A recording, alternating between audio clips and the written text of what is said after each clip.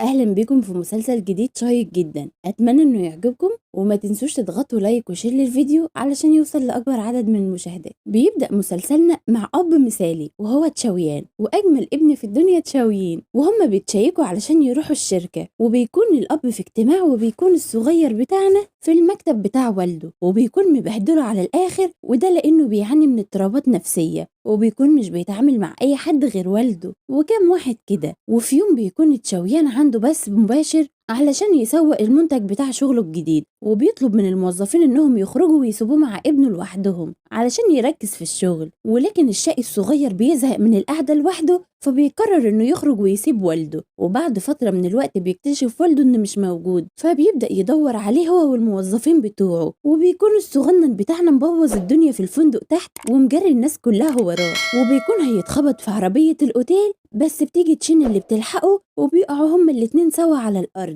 وبعدها بتلاقي إن هو خايف فبتحاول تطمنه وبتاخده في حضنها، ودي بتكون أول مرة يتعامل مع شخص غريب ويحبه ويتعلق بيه جدا، فبتديله تشين المنديل والدبدوب بتاعها هدية علشان يفضل متذكرها، وبيكون أصلا سبب وجودها في الأوتيل علشان تنتقم من حبيبها القديم، وبتكون بتدور عليه فبتشوف وقتها تشاويان وهو داخل القاعة بيدور على ابنه، بس بتفتكر إنه حبيبها القديم فبتجري عليه علشان تضربه، وبتكون مش شايفة وشه، وبتفضل تقوله إنها اللي سفرته مكانها لبعثة الطب في أمريكا، وكمان عملت مكانه بحث الرسالة بتاعته، وإنه بعد ما بقى دكتور كبير سابها وارتبط ببنت مدير المستشفى، لا وكمان هياخد جايزة مش من حقه. وكل ده بيكون والبث المباشر مفتوح والناس بتفتكر إنهم بيحبوا بعض، وفي الآخر بتكتشف إن مش هو، فبتمشي بسرعة وهي مرتبكة. وبيقرر تشاويان إنه ياخد ابنه المستشفى علشان يكشف عليه، وهناك بيقابل تشين واللي بتكون طبيبة أطفال نفسية، وكمان بيكون تشاوبان بيحبها جدا ومتعلق بيها، وكمان بيبدأ يقول عليها إنها مامته، فبيطلب منها إنها تكون الطبيبة الشخصية لابنه، ولكنها بترفض العقد بتاعه، وده لأنها مش عايزة تسيب المستشفى لأن كل الأطفال متعلقين بيها.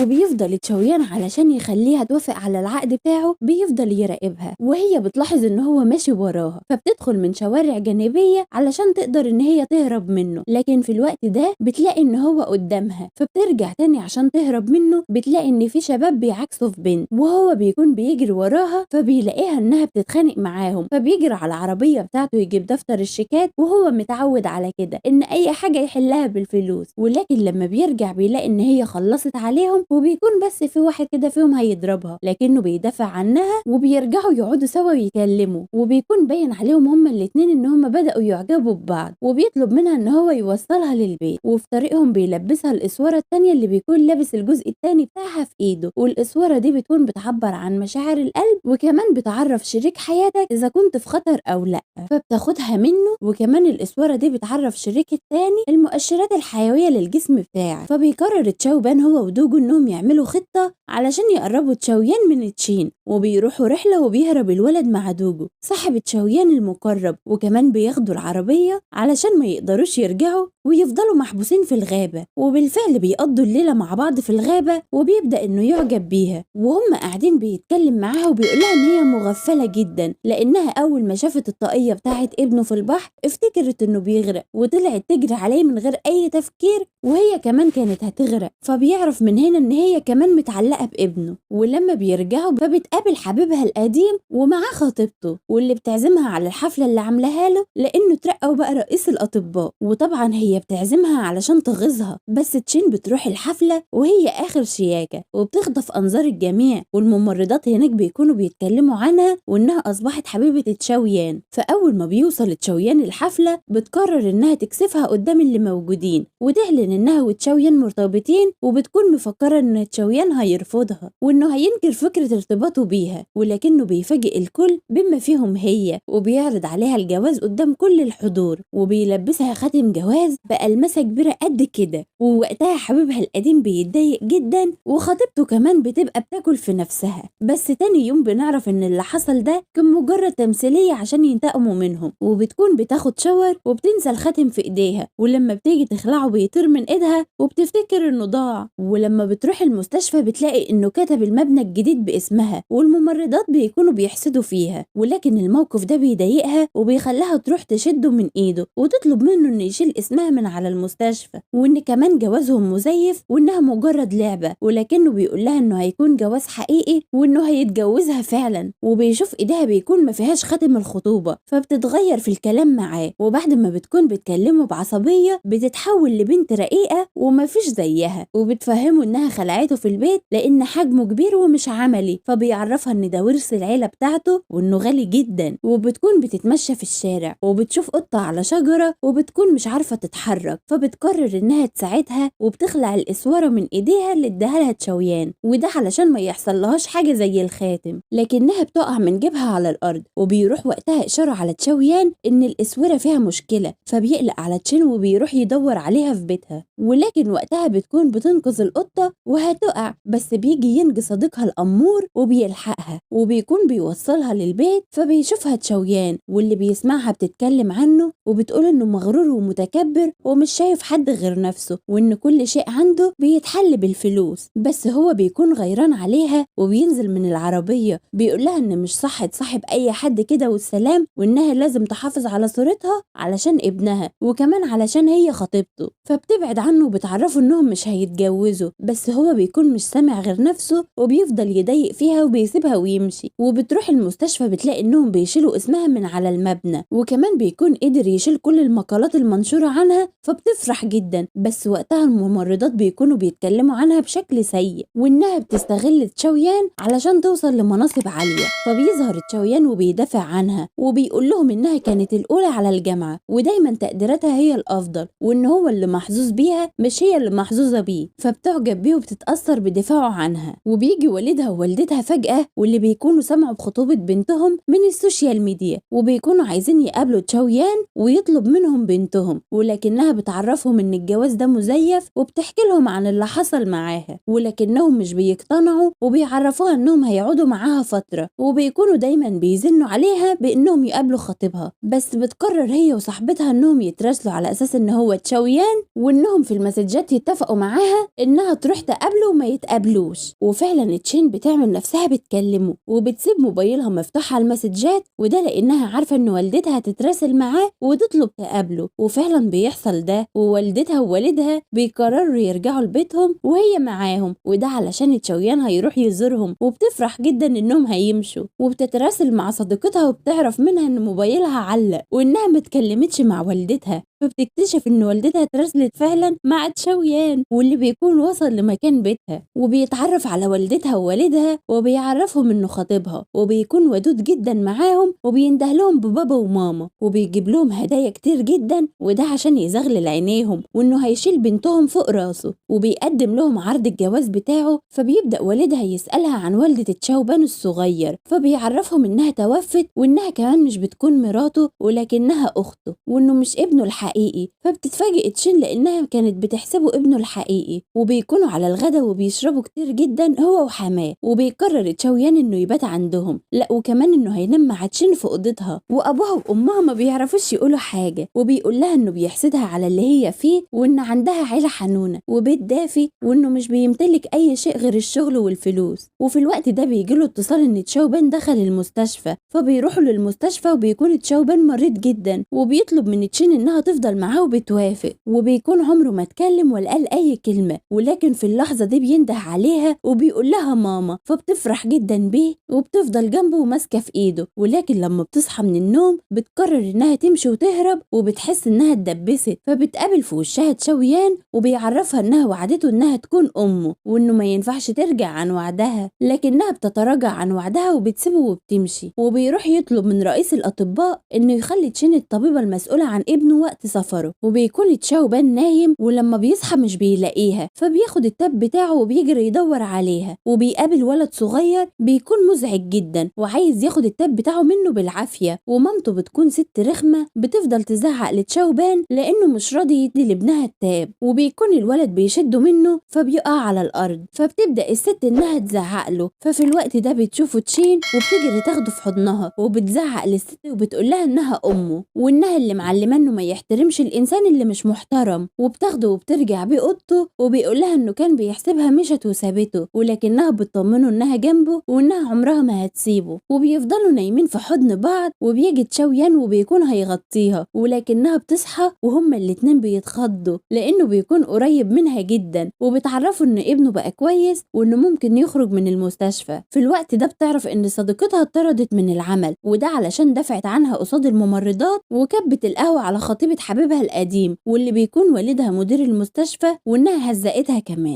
وبتكون بتدور على شغل، فبتلاقي ان في شركة كبيرة جدا بعتت لها انها قبلتها في الشغل، ولما بتروح الانترفيو بتلاقي ان المدير عمل لها لستة بالوظائف الفاضية وانها تختار اللي هي عايزاه، فبتختار انها تكون مساعدة رئيس مجلس الإدارة، وبتكون مستغربة من الوضع اللي هي فيه. ولما بتسأله مين السبب في انها تشتغل في المنصب ده بتعرفه ان هو تشاويان، وبتروح تشين علشان تشكره انه ساعد صديقتها في انها تتوظف، ولكنه بيعرفها ان تشاوبان مختفي، وبيروحوا يدوروا عليه بيلاقوا انه هو قاعد قدام بيت تشين ومستنيها، ووالده بيكون هيعاقبه ولكنها بتفضل تسكت فيه، وبتقرر انها تعمل لهم اكل. لكن تشاويان بيلاقي ان هي بتكسر في المطبخ ومزعجة جدا، فبيقرر ان هو يروح يطبخ معاها ويتسابقوا على اكل مين احلى. وبيكون تشاويان محسوك جدا في الطبخ، وبيحط كل مكون بجرامات معينة، ولما بينتهوا بيعرضوا الاكل على تشاوبان الصغنن فبيختار اكل تشين، وده لانه بيكون معمول بحب. وبيكون تشاويان مستغرب جدا فبيقرر ان هو يدوقه، ولكنهم بيشوفوه وبيكسفوه وبيكونوا مروحين، فبتعرض عليه انها توصلهم للبيت، فبيوافق بسرعة بدون تفكير، وبيعرفها انه عارف انها ضيعت الخاتم بتاعها، فبتوعده انها هتسدد ثمنه وانها هتقبل العقد بتاعه وانها تكون زوجة لمدة سنة علشان تعالج تشاوبان، وانها هتكون دكتورة بس مش حاجة تانية. فبيقولها انه مش مهتم اصلا بيها وانها مش من النوع اللي بيحبه، فبتفرح جدا وبتتمنى له يلاقي حب حياته بسرعة. وبتكون مع اصحابها وبيجي المساعد بتاعه وبيعرفها ان تشاويان اشترى لها البيت وكمان شوية املاك هدية الجواز، فبترفض تقبله وبتسيبه ملطوع تحت البيت. ولما بتنزله بتتكعبل وبتكون هتقع على وشها، وبالفعل بيسيبها تقع فبتتخانق معاه، وبعدها بيقول لها انه عارف انها هبلة وان اكيد الخاتم وقع منها في مكان في البيت وهي مش واخدة بالها، وانه علشان كده اشترى البيت علشان ما يضيعش خاتم قيمته 3 مليون وان. وبتروح بعدها تعيش معاه في بيته، وبيحاولوا يوصلوا لشياوبان انهم زوجين متفاهمين وانهم بيحبوا بعض، وده علشان يساعدوه على العلاج، وقال يعني انهم مش بيحبوا بعض بجد. وبيكونوا خارجين يغيروا جو والمطر بينزل عليهم فجأة، وبتكون خايفة جدا على شياوبان وشايلاه وبتجري بيه، وبيكون مفيش حواليهم اي عربية او اي حد ينقذهم، بس بيجي المنقذ بتاعهم في الوقت ده وبينقذهم من المطر. وبيكون عقابهم علشان كذبوا عليه وخرجوا في مكان غير المحدد انهم يتمنعوا من الاكلات السريعة والسناكس، وعلشان ينتقموا منه بيرسموا على وشه بالالوان، ولكنه بيصحى وبيقفشها فبترسم على وشها من خوفها منه، وبتطلع تجري وبتاخد تشين تشاوبان علشان تقدم له في المدرسة. وهناك بتشوف ينج صاحبها الوسيم وبتفضل تتكلم معاه، وبيصورهم شاوبان وبيروح يوري الصور لباباه، واللي بيغير جدا على تشين، وبيبدأ يقول لها انها لازم تقطع علاقتها بيه، وده لانها ست متجوزة وما ينفعش يكون ليها صحاب ولاد. فبتتخانق معاه وبتقرر انها تسيب البيت وتمشي، وبيكون في تفكيرها انه هيمنعها انها تمشي، لكنه بيديها اجازة 7 ايام وبيخليها تمشي براحتها. وبيهرب شياوبان وبيروح عندها، وبيكون والده ما يعرفش ان هو هرب، ولكن لما بيعرف بيروح علشان ياخده، لكنه بيرفض وبيصمم ان هو يكون مع تشين. وفي المستشفى بتكون تشين بتتجادل مع والدة طفل مريض وبتنصحها انها تتعالج لان هي اللي المريضة مش ابنها، لكنها مش بتتقبل كلامها وبتزقها من على السلم. وفي اللحظة دي بيشوف شياويان الحادثة ولكنه مش بيقدر ينقذها، وبتقع من على السلم ورجليها بتتلوي. والطبيب اللي بيكون بيعالجها بيكون حبيبها القديم، واللي بيكون شياويان غيران جدا منه عليها لانه بيتكلم معاها وبيلمسها، لا وكمان انه بيطرده بعيد علشان يقدر يعالجها براحته. فبعد ما بيخلص فحصها بيطلب من الممرضة انها تجيب لها كرسي متحرك علشان تمشي بيه، ولكن بيروح شياوبان وبيشيلها وبيمشي بيها في وسط المستشفى، والناس كلها بتكون بتحسدها. وبيشوف شياويان الاخبار اللي ظهرت على السوشيال ميديا اللي بتسوق سمعة الطبيبة تشين، فبيرفع دعوة على والدة المريض وكمان على الدكتورة الدكتورة خطيبة حبيبها القديم، وده لأنها هي السبب في كل ده، وإنها هي اللي راحت عرفت والدة المريض بالكلام اللي الدكتورة تشين قالته عنها، وبيهددها إنه هيفصلها من عملها، وبيروح لها البيت وبيصمم إنه يرجعها معاه بيته، وإنه هيوافق على كل الشروط اللي هتحطها، وإنها مش هتنهي العقد لو عجبها اهتمامه بيها. فبيبدأ إنه يساعدها في كل حاجة محتاجاها، وكمان بيروحوا يعملوا شوبينج سوا، وبيجيب لها أكلات سريعة وسنيكس كتير علشان يرشيها إنها ما تسيبش البيت. وبيكون رايح الشغل، فبيطلب منه شياوبان إنه يودعها زي ما والده كان بيودع والدته، فبيضطر إنه ينفذ كلامه وبيودعها بطريقة والده. وبتكون تشين رايحة تشكره إنه وقف جنبها وساعدها في محنتها، ولكنه بيديها تقييم أداء ليها وبتتضايق منه جدا، فبترميه على المكتب وهي مخنوقة. فبيقع من على المكتب كتاب، واللي بيكون في صورة موجودة في قلب الكتاب مع حبيبته القديمة، فبتبدأ هي كمان تغير عليه وبتفضل تبحث عن حبيبته القديمة. وبتكون بتتكلم مع صديقتها واي، ولكن بالغلط بتبعت له الفويس، فبيعرف انها بتدور على حبيبته القديمة، فبيروح يقول لها انها موجودة معاه علشان تهتم بالشيوبان، وانها ما تشغلش بالها بأي حاجة تانية. وبتدخل عليه وهو قاعد مع عمته، وبيكونوا بيتكلموا عنها، وانها شايفة انهم مش مناسبين لبعض، وكمان انها مش من نفس المستوى الاجتماعي بتاعه، وبتقترح عليه انه ما ياخدهاش معاه الحفلة السنوية للعيلة، وده علشان هتكسفه فيها. ولكن موبايلها بيرن في الوقت ده وبيلاحظوا وجودها، وبتكون تشين بتتدرب على الرقصة بتاعتهم في الحفلة السنوية، وبتكون ما بتحبش الرقص الرومانسي، وبعدها بتغير وبتجيب النغمة بتاعتها اللي بتحبها، وبتكون قاعدة بترقص، فبيفضل يتفرج عليها وإعجاب